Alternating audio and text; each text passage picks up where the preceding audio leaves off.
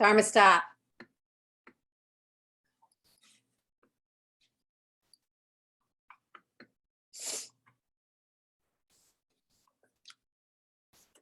Get out of there. Come on. No.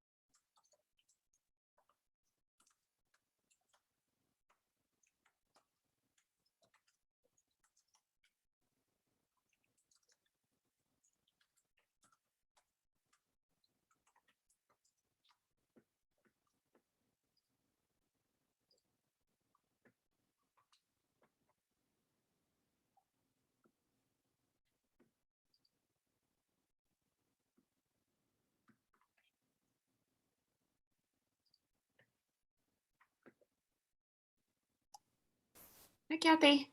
Hi, Megan. How are you today? I'm not bad. I feel like I'm juggling a few things that are like making my mind go in a few different directions, Okay. but it'll work out. How are you? I'm well. I'm well. That's good. Yeah, I had to switch my background because my other one had our old logo and I haven't had the chance yet to. Yeah. So I'm like, oh, I'll go with the library look. I just made you a co-host. Okay, sounds good. Yeah. We have 42 people registered. Okay. Did you want there to be an evaluation at the end, or do you have an evaluation? It's not I necessary. made one, yeah, because, well, I asked Derek if NAEE has a standard one they Standard use. one. And he said no. So yeah, it's just a Google form, but I'll share it Okay. with you, the results with you and Derek. That'd be great, because helpful. I was going to make a standard one too, if you wanted one, because other presenters, Scott Walla did what you did. He had something that was his form when he did session. Okay. So yeah, if you'll just share, and I'll mark on the registration who's here, just so you have numbers if that's something Okay. you want for your reporting purposes. Yes, that's Does that help helpful. you? Okay.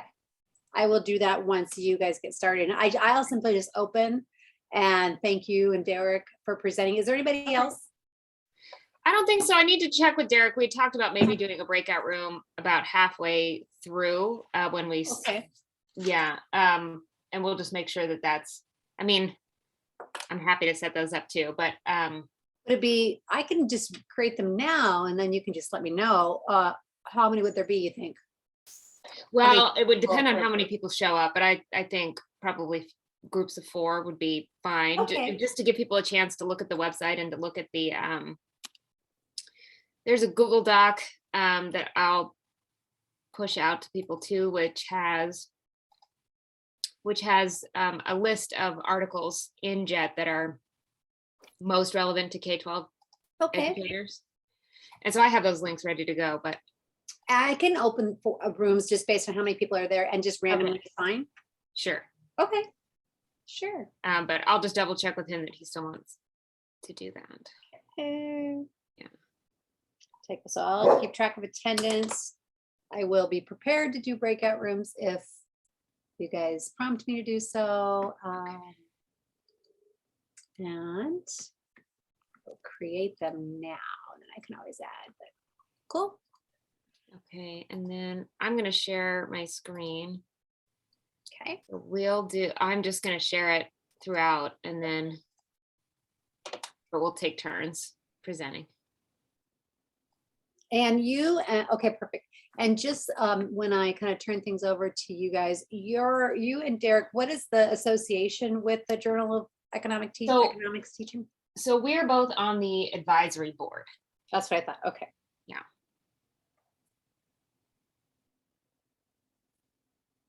And other individuals on the advisory board are, I don't know if there are other NAEE members. So Chris Bertelson and Aaron Yetter. Okay. And Charity Joy Acciardo is both the executive director and on the advisory board. I don't know how that Okay. works, but yeah. Interesting. Great.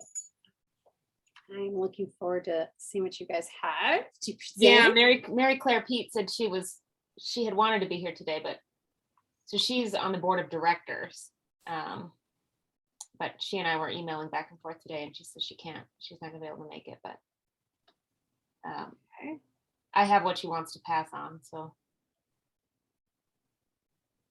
So in terms of like facilitating chat or anything, do you want me to do any of that? Or if there's questions in the chat, will you be monitoring related to the content?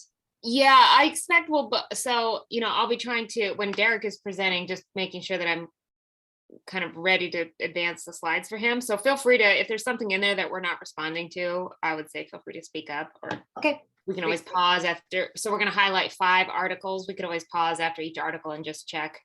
I'll try to keep an eye on it, but it's always helpful to have another. That's supporting, and any resources that Megan and Derek have available, we will follow up and send to you, as well as a link to the recording. So at the end of the session, we will hang out for a minute if there's anybody that has any questions, but I'm going to go ahead and turn it over to Megan and Derek. Thank you both so much.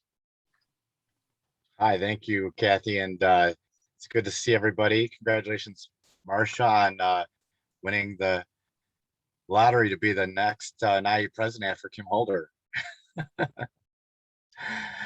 So most of you know me. I'm Derek D'Angelo, president of Michigan Council. I'll let Megan introduce herself. So I direct educator programs for the Thomas R. Brown Foundation and the University of Arizona Office of Economic Education, both located in Tucson, Arizona. And as Kathy said, we're on the advisory board for JET. And so we're hoping to spread the word about JET and demonstrate how you might use JET articles with the teachers you work with, but maybe also contribute to JET.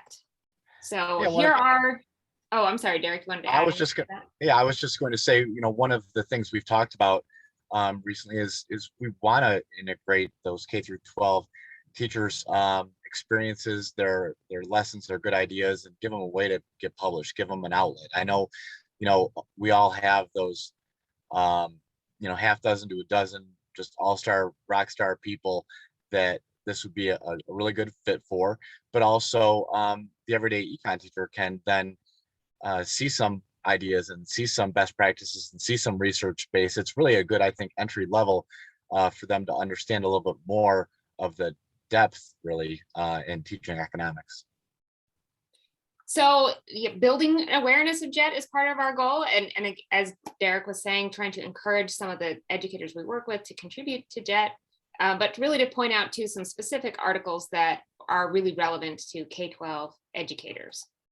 So if you've never heard of the Journal of Economics Teaching, it is a peer-reviewed journal. It focuses on economics pedagogy.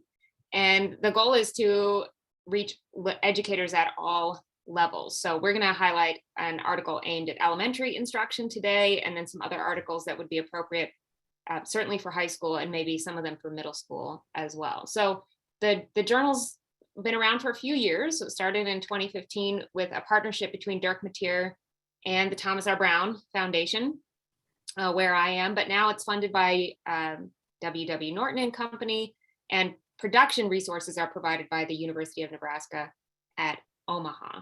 And so we will give you an opportunity to check out JET today.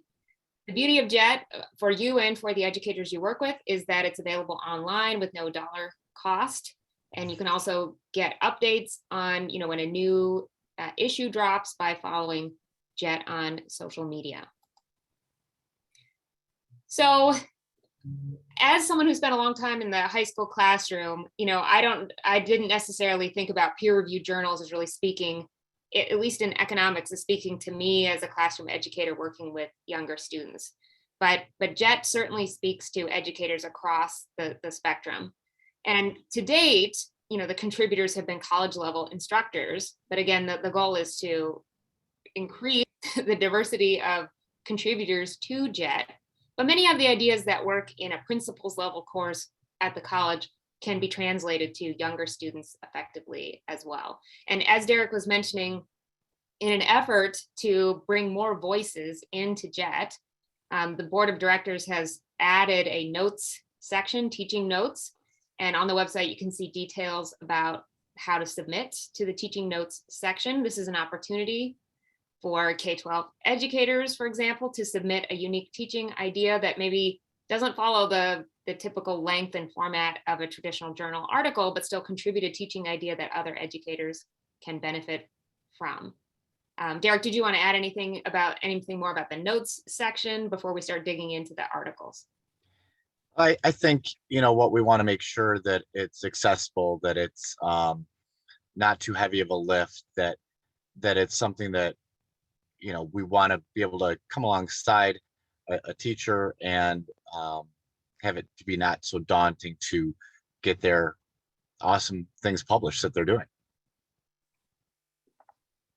So we're going to, in this session, highlight a few articles that we think are especially beneficial to the educators that we work with, and then provide some resources to point out other articles that have been published in JET that might be of interest to you. So Derek's going to take us through the first three, and then we'll pause briefly for a short breakout room to give you an opportunity to check out JET and talk about what you've seen so far, and then we'll come back and look at a couple more articles before we wrap up. So Derek, over to you. All right, so the first three that I'm going to walk you through, I think really give a good picture of JET and what we can see expanding. We have the first one here with Berenstain Bears being more of an elementary.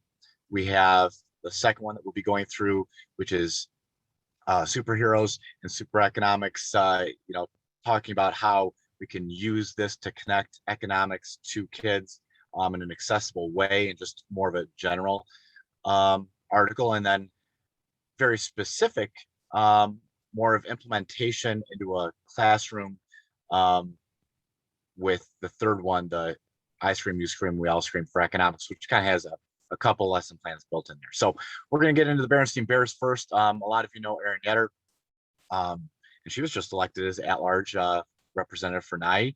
I liked in what she put in the goal of the study, and I think that this was really what we want this to be about. That the goal of the study was to facilitate the link between research and practice.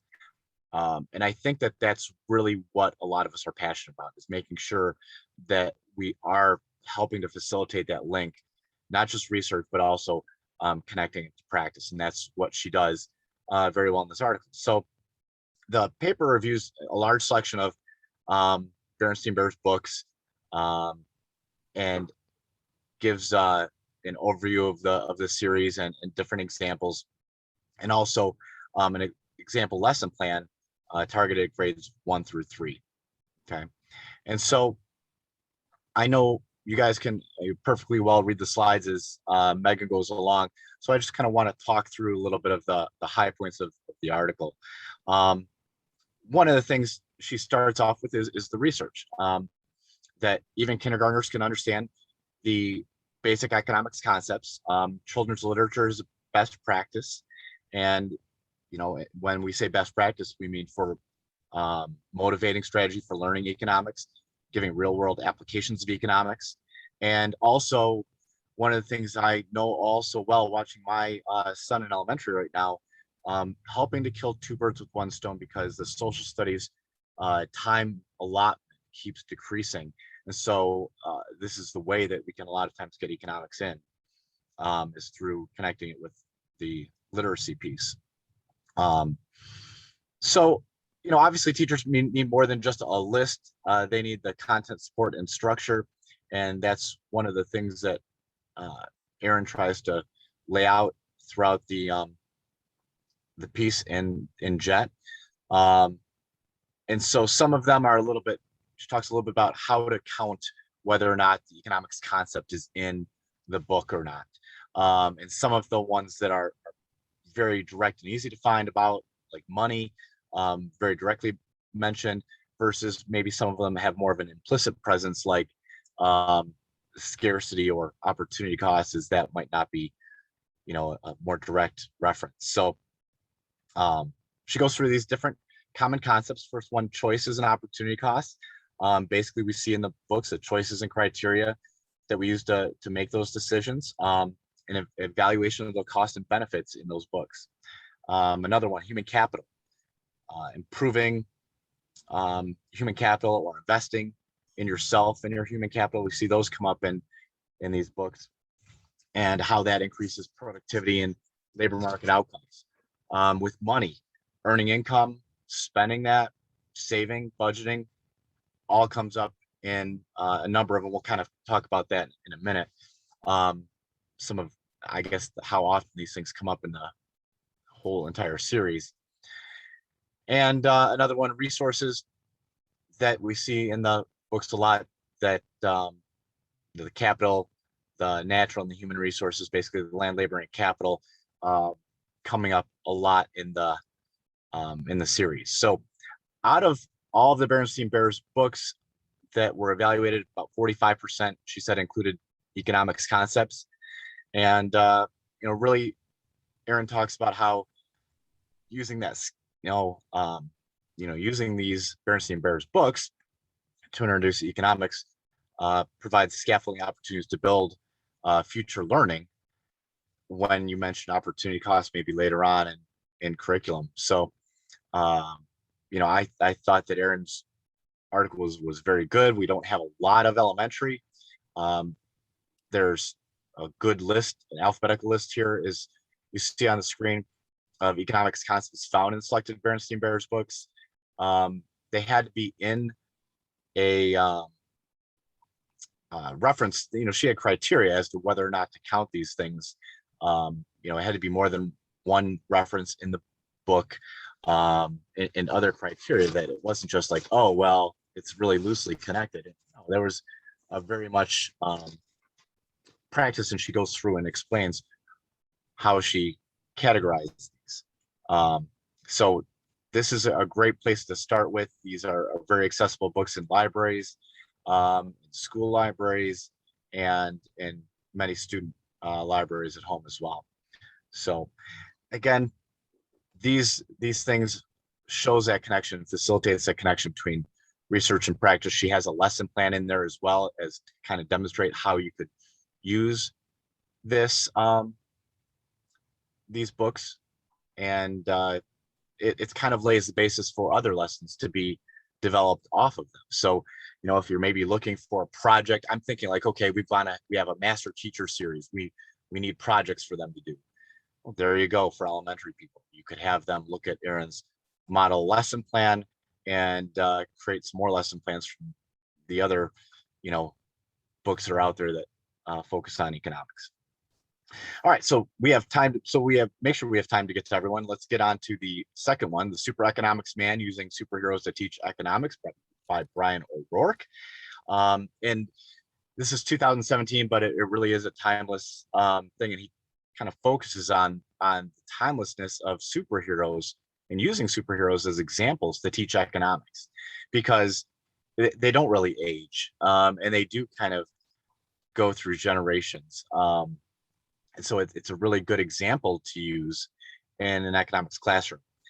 First of all, he talks about how it fits the demographic of our students, and really that the path of a superhero is filled with choices, that they have to deal with scarcity, they have specialization and opportunity cost to deal with.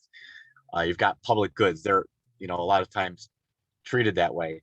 And I'll also connects it to production functions and utility.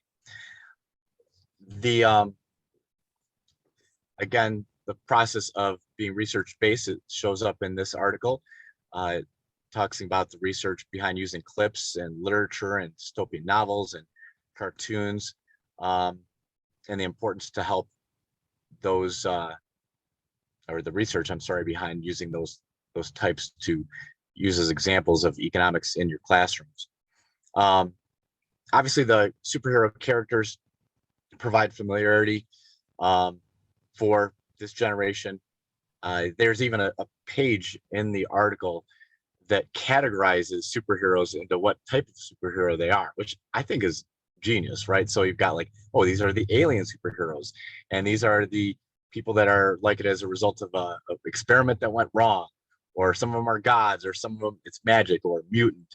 So there's a lot of interesting little things that you could use in there, and even don't have to be a master of the DC and Marvel universe to understand how you could utilize these things in your classroom. So talks about how you could use it to intro a topic or launch point, gives very specific suggestions about how you could use superheroes. Maybe it's a brief intro to a concept, or maybe you share that and then question how the concept was displayed in the clip. So there's a lot of different suggestions of how you could integrate them in.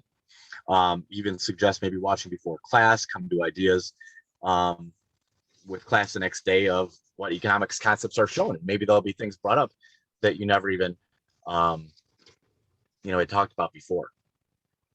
Give some other examples of projects that could be done, which we'll talk about in a moment. But there's a lot of different kind of examples that he goes through, and we'll talk about Spider-Man specifically in a moment, of scarcity. Okay, these superheroes, they can overcome natural human limitations. So we could identify those in clips. We could look at opportunity costs. What are the opportunity costs to being a superhero, or in their choices they have to make? The relationships that they maybe miss out on, professional, that, the advanced opportunities to advancement. When you're Clark Kent, you always miss the big story because you're busy being Superman. So there's a professional opportunity cost there, which I really liked when he brought that up in the article. So let's talk about Spider-Man specifically here for a second. We're going to look at a clip and want you to think about the choices Spider-Man must make and the how the opportunity cost factor into that choice. So, Megan, you want to play that clip? Is that the next thing we got here? Here we go. All right.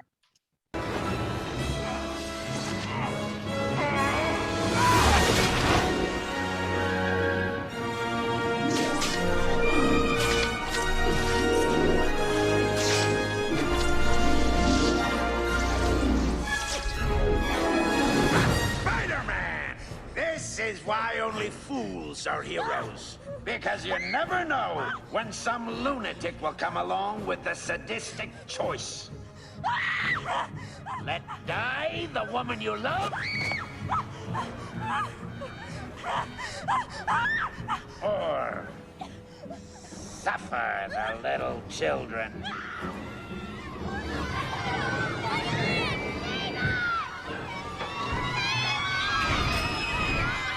Make your choice, Spider-Man, and see how a hero is rewarded. Don't do it, Goblin! We are who we choose to be. Now choose!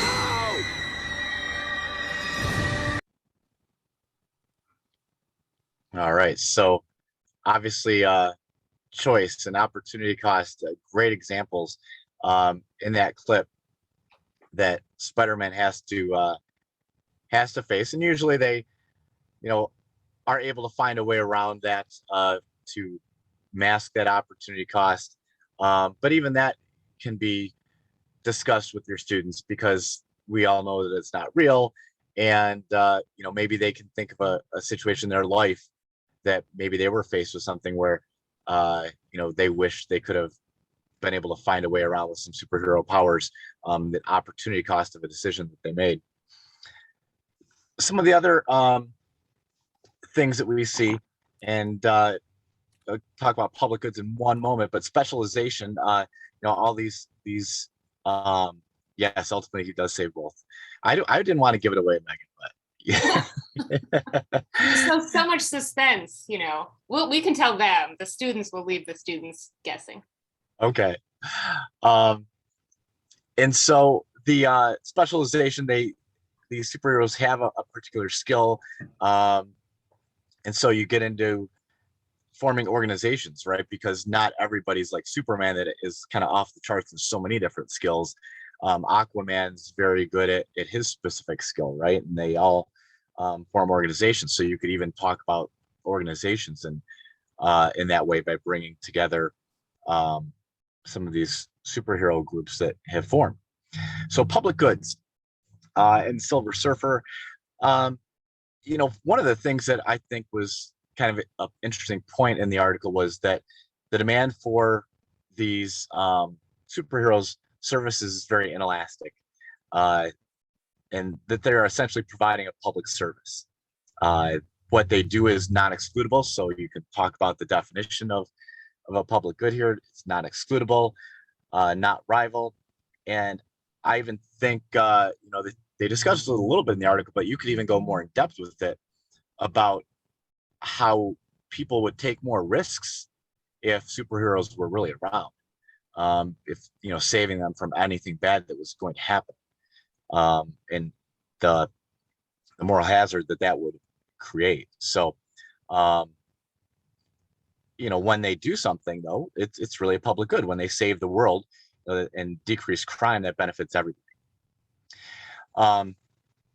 Talks a little bit about production functions. I'm not going to get into kind of the technical part of that, but just to allude to some of the ideas that he does talk about in the paper, that if everybody in the U.S. got a superpower, would the U.S. GDP or rate of growth change? So you can talk about very specific content. I mean, we've already brought up a lot of basic content, but elasticity and GDP being another kind of very specific thing that you could use these superhero examples for, throughout an entire course. Utility is another one that comes up, and just a couple more that we'll talk about here briefly. But why do superheroes do the things that they do, that it's the right thing to do. Some of them say it's for peace of mind. But really it comes back to utility. If they didn't act heroically, and you see it in some instances, I think when superheroes, quit or, kind of go away and they see what happens when they aren't there to help, that they're not as happy, and they realize that they're going to be happier by being the superhero. It doesn't mean that there's, no downside to it, but that they will be overall happier by being the superhero and putting the costume back on and being that hero for everybody. And then if you have really no experience in, superhero stuff at all, you don't know who Superman is, you could just look at the market structures idea of a duopoly between DC Comics and Disney owned Marvel Comics, which has 69.2% of the market. So that's the second one that we're going to go through, and we've got one more article that we're going to get into. That last one is I scream, you scream, we all scream for economics. And this one has two kind of short implementations of lessons to make they really both use as hooks to start other discussions. I used to love doing taste tests in my classroom. I do it with a number of different products. This one talks about using ice cream to learn about product differentiation.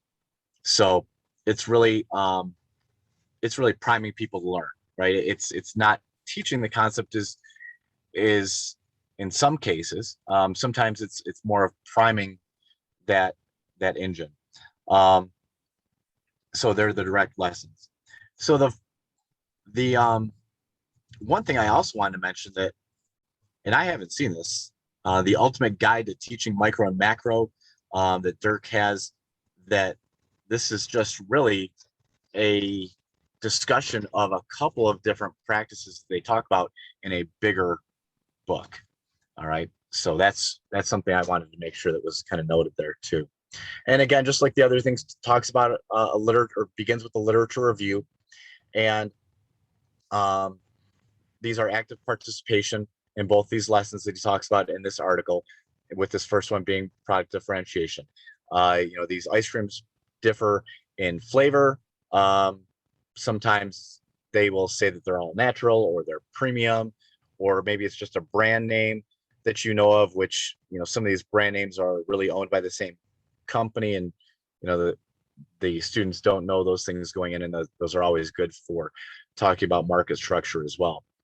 So getting into a description of how this works, basically having 5 volunteers and 5 different brands of vanilla, and the goal is to have the volunteers rank each brand from most to least expensive. So it's a blind taste test, and you put the ice cream in the 5 different smaller bowls and have the plastic spoons in front of each bowl. So the student would use a new spoon for each bowl that they try. And they're going to go through and rank what they think is the most expensive down to the least expensive during that taste test. Okay.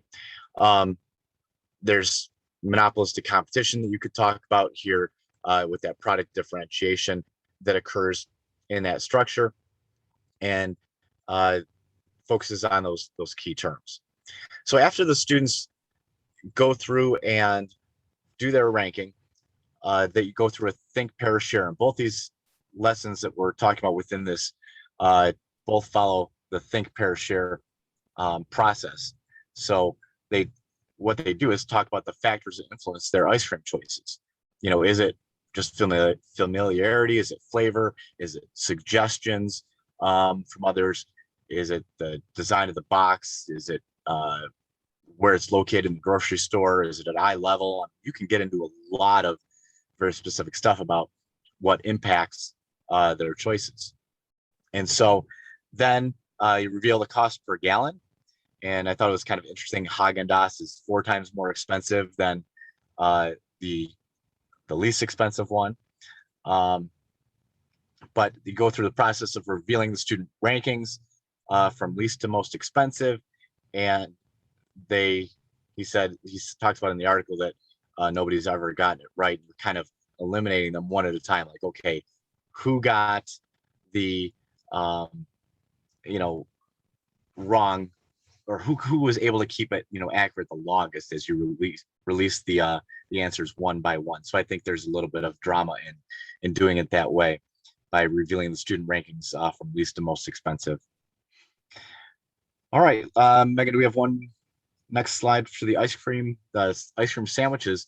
And this is really quick, just an example of, ice cream sandwiches being able to be used as bringing up the medium of exchange, store of value, unit of account, and the fact that they're liquid kind of characteristics of money. And talks a little bit about feathers and shells and beads and gems and precious metals and coins, banknotes, plastic, digital, kind of the gamut of currency changes that we've seen over time, and what's really been money, and how it solves a double coincidence of wants. And so that's where all these key terms would come up, where you're going to make sure the kids understand what money is, medium of exchange, and store of value, and unit of account, and what liquidity is as well. And quite literally, with the ice cream sandwiches, it'll probably be a little bit soft to begin with because they're going to be in a cooler.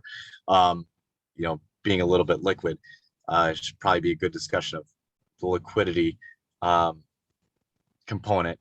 But he just suggests throwing out the ice cream sandwiches, or passing them around depending on how many you have and how many students you have. He talks about using it in a small room versus a big, huge lecture hall of 700. That he's used it in a lot of different situations. But doing the think, pair, share again, where you're focusing on the question of, would ice cream sandwiches fulfill the functions of money well? So does it make good money? And coming up with a joint explanation with the pairs, and then kind of debriefing that with an entire group discussion where students would explain why those ice cream sandwiches don't make good money. And obviously they're going to talk about how it melts. And one of the other things I thought was a good point that I don't think would necessarily come to all students' minds very quickly, because somebody says, well, you could put them in a freezer and they could, last for a long time. It's not always going to just melt right away, but that it costs money to run that freezer. So that, I thought that was kind of an interesting point to kind of make, that's almost like inflation in my eyes, that it's eating away at whatever value that ice cream sandwich would be holding as money if you had to pay money to hold on to it. And so, you can talk about how it's widely accepted as store of value, and how money can take many forms. In jails, it's sometimes ramen noodles and other, kind of random money we've seen, the stone money, and a lot of other ways that we've seen money going forward throughout time, and we see it with Bitcoin today, increasing as inflation gets talked about in the stock market. I saw that kind of going on today. So the homework area, using the 4 traits of money, describe advantages and disadvantages of using bees as money. So Megan, do we have time to play that clip? I think so. All right, let's go. Looks like someone bought some pizza. Well, in the spirit of commerce, may I buy a slice? Sure, dude. That'll be 5 Bs. What? 5 Bs for the slice of pizza. Bees? How about I give you $1? Ha! We only take real money here. Bs, brah. Bees aren't money, brah. You said it yourself, Robin. Money represents credit, so money could be anything. I choose Bs. But bees are not an agreed-upon currency. No one is gonna pay you in bees. Ooh, may I have a triangle of the pizza? Sure thing. 5 Bs, please. No! Look, I don't have any bees. How about flies? Will you take 3 flies for a slice?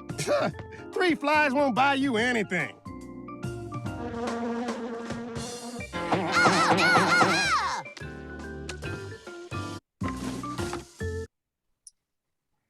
So you get the idea, and students should have plenty to say about that video. We wanted to pause here. We're going to walk through 2 more articles before we wrap up with some resources. We wanted to pause here and give you a minute to check out the JET website and a document where I've pulled out the articles in the many issues of JET that are maybe most relevant to K-12 educators that you might be working with. So in the chat, I put the link to JET and a Google Doc, which you'll get in a Google folder at the end of today as well.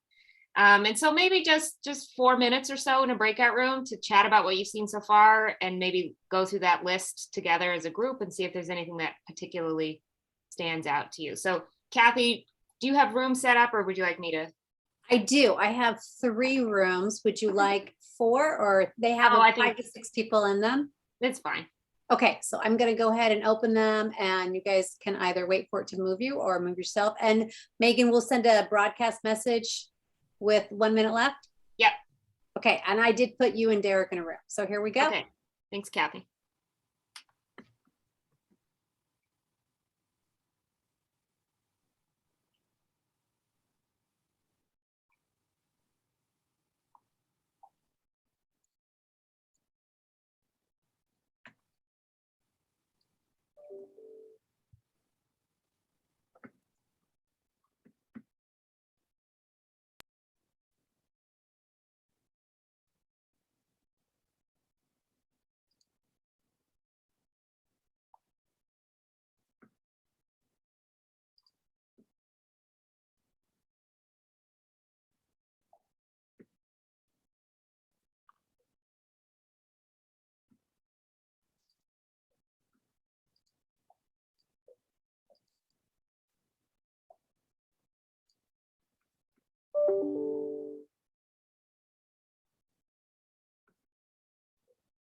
Are you now? I will assign you. If you're not assigned, I'm assigning you right now. It looks like some of you did not get assigned. I apologize. There you go.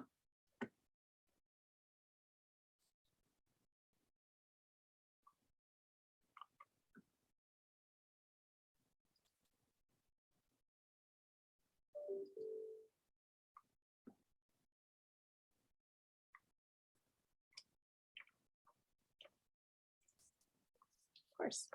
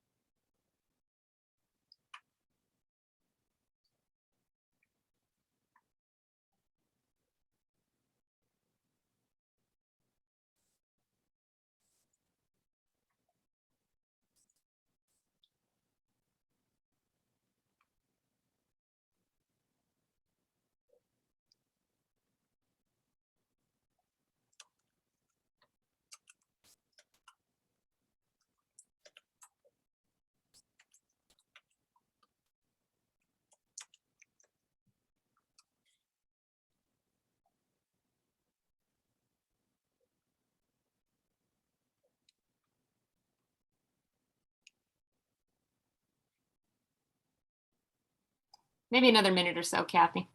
Okay, you want me just to go ahead and do it? Like 1:39? Yeah, I'll just tell him. I'm going to tell him just 1 minute left. I'll just leave it up to you. And then I got to reshare my screen. Okay. And then I will close them when you tell me. Okay. I love the ice cream. I mean, they're all great. I love the ice cream bar. Very cool. Yeah, there's some good ideas there, and it's, not terribly expensive to add just a little element of excitement. And the project students. extension ideas. Yeah, I agree Yeah. with them. Using balls to teach price elasticity of demand. Yeah, when after I hadn't taught AP micro for a long time, but had I known about this demonstration, I would have so used it when I Oh my taught gosh, that. I'm gonna have to tell Chris about it. He's Yeah. in his third semester of teaching and he's finally getting more comfortable with AP Okay. micro. But now ready to do some, simulations and stuff. Do you want me to close them or Jerry do that? I just closed it. Oh, and it gives them a minute. So Yeah. Okay. So, yeah, he was feeling not as confident with the content and so wasn't sure he could really facilitate simulations. And I'm like, you got Okay. it, just jump in and do it. Yeah. But I'll have to Now, show- has he taught AP macro? He was a history guy. And I then 3 years before I retired, he started teaching regular with me. And Okay. we loved teaching that together, but I was always doing the AP. So when I retired, they gave him the AP. Got it. And they only do it in a semester. So this is his third semester. And the first Uh-huh. semester was in a pandemic. Right. Well, yeah, that's, That that's was challenging rough. for sure. All right, I'm gonna go ahead and mute.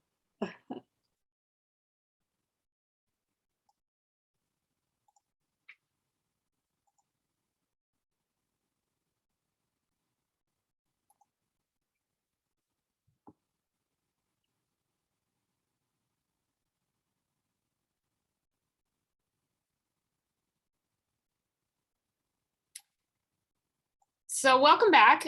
If after looking at the website or that table, you have some questions, Derek and I are happy to answer them at the end as well, or pop them in the chat and we'll work on them as we go. So I wanted to walk you through two more articles that I think have a lot of value for K-12 educators, and then give you a short list of a few more, and then you have the table, which has even more. So this article from 2019, it is all about a demonstration that you can use to help your students better understand price elasticity of demand, which is so important, but can sometimes be a challenge for students. So the rationale here from our authors is that, they're teaching a principles level course, but I would definitely use this with high school students. Our students come to us with various, varying levels of quantitative skills, right? And we're going to use some mathematics with price elasticity of demand. And not all of our students are going to become professional economists, but there's still value in them really understanding price elasticity of demand. So how can we teach price elasticity of demand in a way that will capture, the interest of as many of our students as possible? And so they recommend this demonstration, building on the work of James Tierney, who wrote an article about using rubber bands to teach price elasticity of demand. And so they argue that an interactive classroom demonstration that will stick in their minds can be helpful. And you can either use this demonstration after a brief introduction to price elasticity of demand, or the demonstration serve as the introduction, then follow it up with the economics vocabulary and principles. So for the exercise, you're going to need some student volunteers, 2 balls of different springiness or bounciness, and they give you some helpful data to make some wise choices around this. A little beanbag, a length of rope. They say brightly colored rope, but I think they're thinking about teaching in a large lecture hall, in a classroom of, 30, 35 students. I think some brightly colored yarn would suffice. And then some name tags or sticky tags or lanyards with big labels on them for relatively elastic, inelastic, and perfectly inelastic. And so those are the supplies. They have some data to help you choose, because you need 2 balls that have very different bounciness. And it depends in part on whether you have carpeted floors or hard surface floors in the room while you'll be doing the demonstration. And so in the graphic next that kind of illustrates the demonstration, I'm going to have a student using a tennis ball and a marble. And you can see there's a big difference in how far they will bounce on carpet and on hard ground when dropped, both of them from a 5-foot height. But depending on what you have available to you, the important thing is that you have one that's significantly bouncier than the other. And so this is how you're going to use your 6 volunteers. So 3 students up front where everyone can see them. One of them has a little bean bag, and then the other 2 students have the objects you've chosen, one that's a little bit bouncy and one that's really bouncy. 2 other students are going to hold a rope or this length of yarn across those 3 students at about a height, about a middle height between the floor and their shoulder, so about 2.5 feet up, just as a reference point for students observing the demonstration. And then another student is standing by with the tags or the lanyards, whatever you're using to label the students once they've seen the demonstration. And so what happens is the three students in the middle all hold their objects out at shoulder height, so try to make it as close to the same height as possible. And then simultaneously, they all drop their object. Now, the drop is meant to represent the percentage decrease, percentage change in price. So price is falling.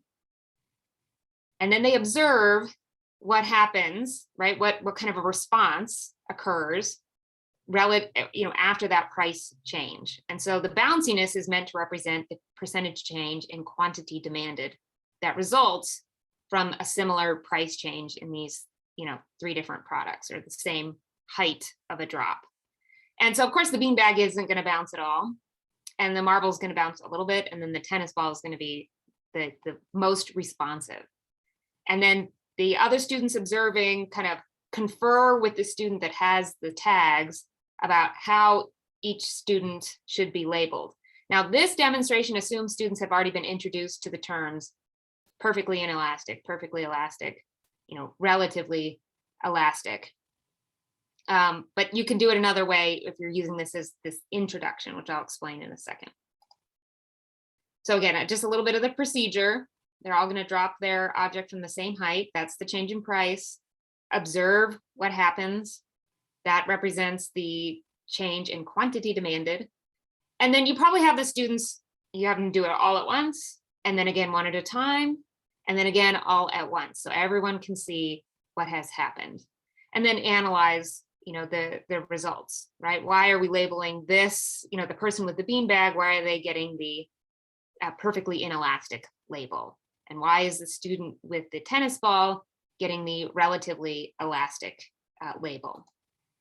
Now, alternatively, if you've never even used the terms price elasticity of demand with students, but you want to start with the demonstration before you apply the economic vocabulary to it, you can just change the labels to responsive, less responsive, unresponsive, and use those labels instead, and then make the connection for students with a little bit of direct instruction or maybe some reading as well.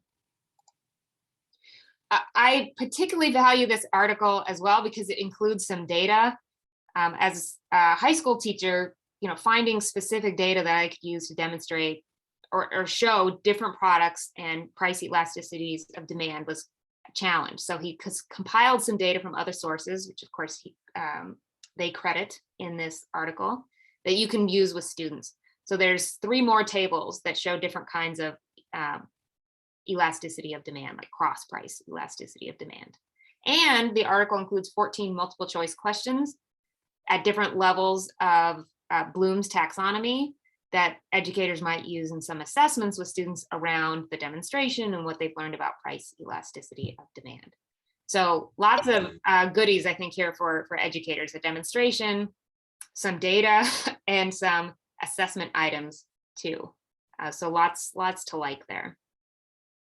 The final article I want to walk you through is one that's about a more general approach to teaching economics and calling for a greater use of writing assessments to develop better student thinking around economics. And so this comes from Ronald Fisher of Michigan State University. So how can we incorporate writing into our classes in a way that benefits students and engage them? And so, he argues that, and again, he's writing about a principles course, but I would do this work with K-12 students too.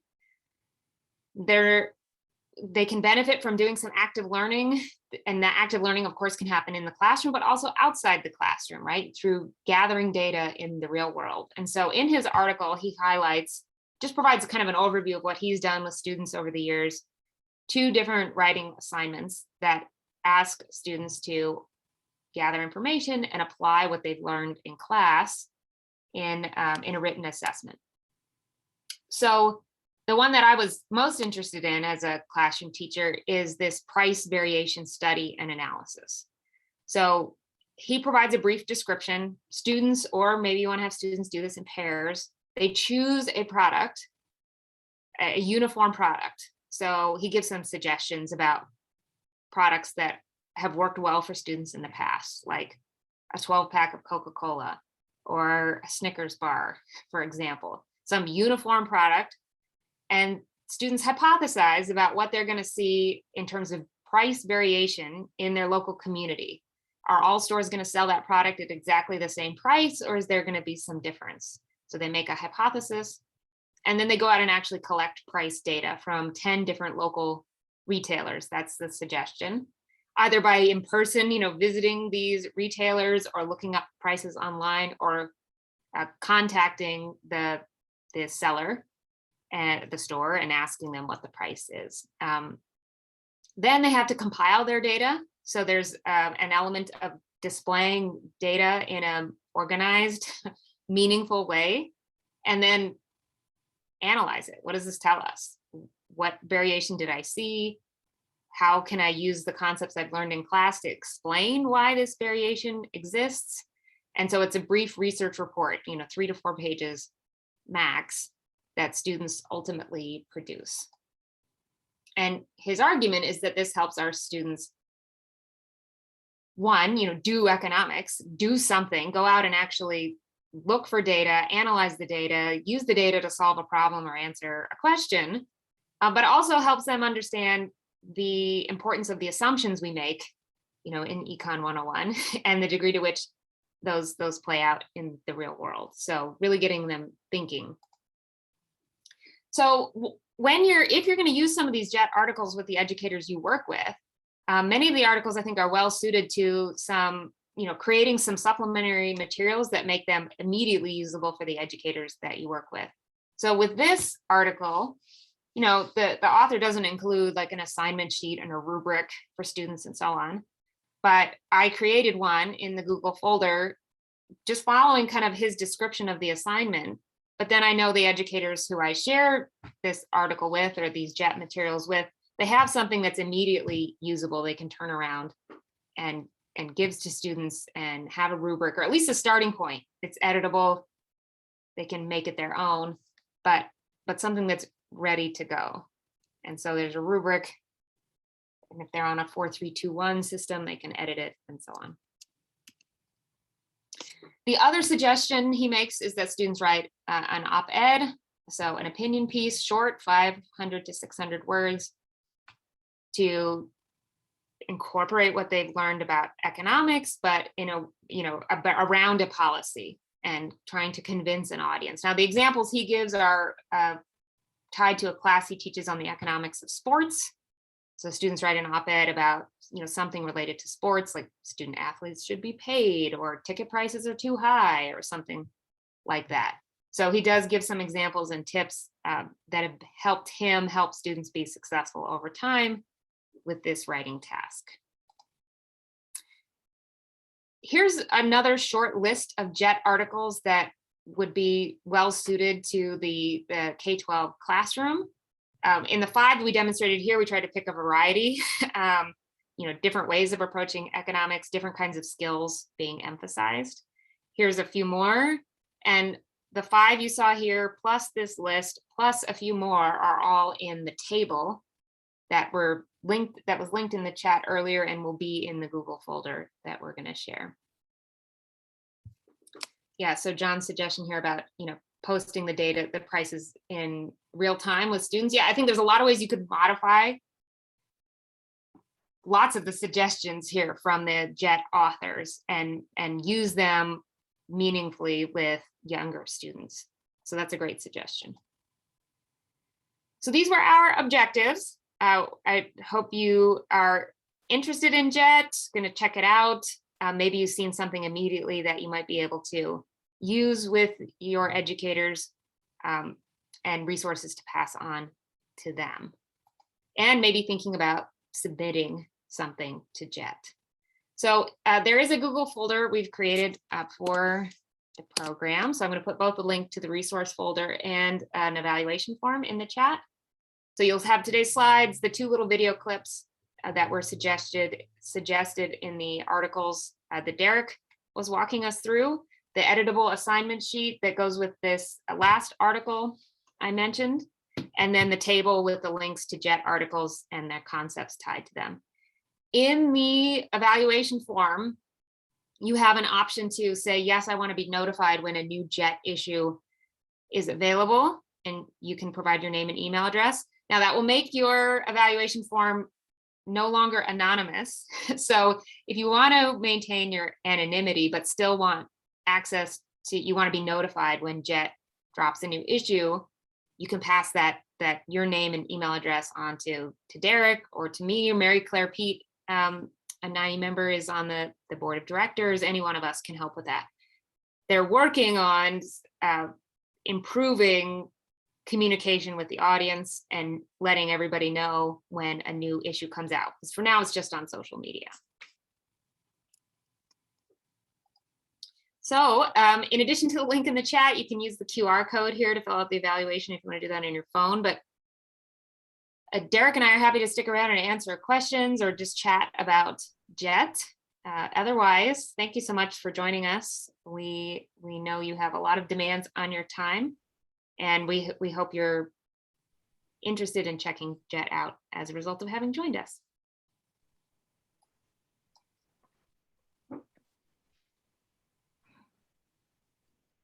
Thank you so much, Megan and Derek. I'm going to stop